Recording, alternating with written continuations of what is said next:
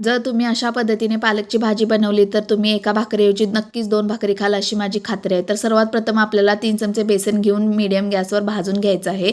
त्यानंतर पॅनमध्ये 3 चमचे तेल गरम करून त्याच्यामध्ये पाव चमचा जिरे, मोहरी, बारीक चिरलेला कांदा, हिरवी मिरची, कढीपत्ता आणि बारीक चिरलेला लसूण घालून व्यवस्थित असं भाजून घ्यायचं आहे. त्यानंतर याच्यामध्ये बारीक चिरलेला आपल्याला टोमॅटो टाकायचा आहे, चिमूटभर हिंग टाकायचं आहे आणि हे सुद्धा आपल्याला या तेलामध्ये व्यवस्थित असं परतून घ्यायचं आहे. त्यानंतर याच्यामध्ये गरम मसाला, चवीनुसार मीठ, धने पावडर, हळद आणि लाल तिखट टाकून परतून घ्यायचं आहे. आता हे सुके मसाले व्यवस्थित असे तेलामध्ये परतून झाल्यानंतर याच्यामध्ये आपल्याला हिरवे वाटाणे घालायचे आहेत. हिरवे वाटाणेसुद्धा आपल्याला व्यवस्थित मिक्स करून घ्यायचं आहे आणि बारीक चिरलेला स्वच्छ करून घेतलेला पालक याच्यामध्ये टाकून मिक्स करून घ्यायचा आहे. ही भाजी शिजवताना याच्यामध्ये अजिबात पाणी घालायचं नाही, वाफेवरच ही भाजी आपल्याला शिजवून घ्यायची आहे.